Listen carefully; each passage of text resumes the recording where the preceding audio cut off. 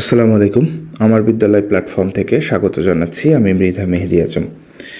শিক্ষক হিসেবে আপনি আমার বিদ্যালয় অ্যাপটি কীভাবে ব্যবহার করবেন সে বিষয়ক নির্দেশনার দ্বিতীয় পর্বে আজকে আমি দেখাবো কিভাবে আপনি আপনার বিদ্যালয়ের শিক্ষার্থীদের দৈনিক হাজিরা দিবেন।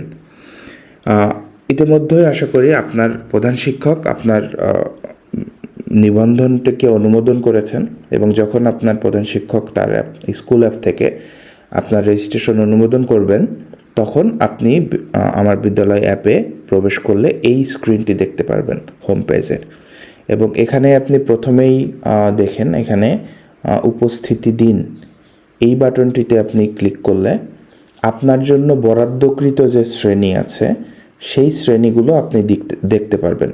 মনে রাখবেন যে এখানে যেমন দুটি শ্রেণী দেখাচ্ছে, কারণ এই দুটি শ্রেণী প্রধান শিক্ষক আপনাকে বরাদ্দ দিয়েছেন, অর্থাৎ যে শ্রেণীগুলোতে আপনি পাঠদান করেন আপনি অ্যাপ থেকে শুধুমাত্র সেই শ্রেণীগুলোই দেখতে পারবেন। তো এখানে আমরা দেখতে পাচ্ছি আমাদের ভর্তিকৃত 4 জন স্টুডেন্ট এই মুহূর্তে এখানে দেখাচ্ছে।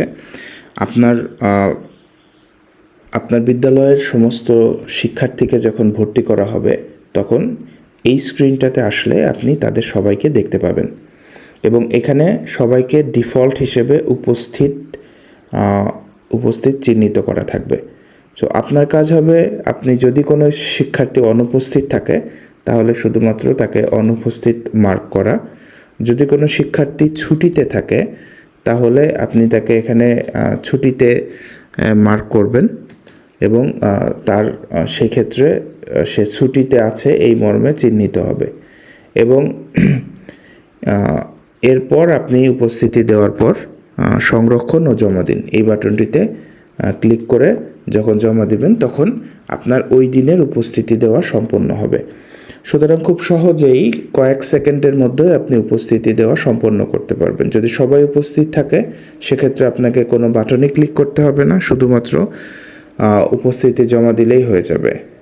অনুপস্থিতিগুলো মার্ক করবেন, ছুটিতে থাকলে ছুটিটাকে সংযুক্ত করবেন এবং জমা দিবেন।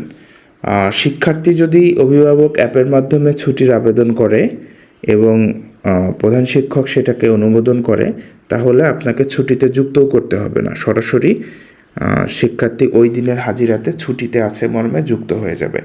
তো আশা করি খুব সহজেই আপনি আপনার দৈনন্দিন হাজিরা অ্যাপ থেকে দিতে পারবেন। ধন্যবাদ আমার বিদ্যালয় অ্যাপটি ব্যবহার করার জন্য। পরবর্তী ভিডিওতে আমি দেখাবো কিভাবে শিক্ষার্থীদের মূল্যায়ন প্রতিবেদন অর্থাৎ মূল্যায়নের তথ্য কিভাবে আপনি সংরক্ষণ করবেন এবং খুব সহজেই মূল্যায়ন প্রতিবেদন তৈরি করবেন। ধন্যবাদ।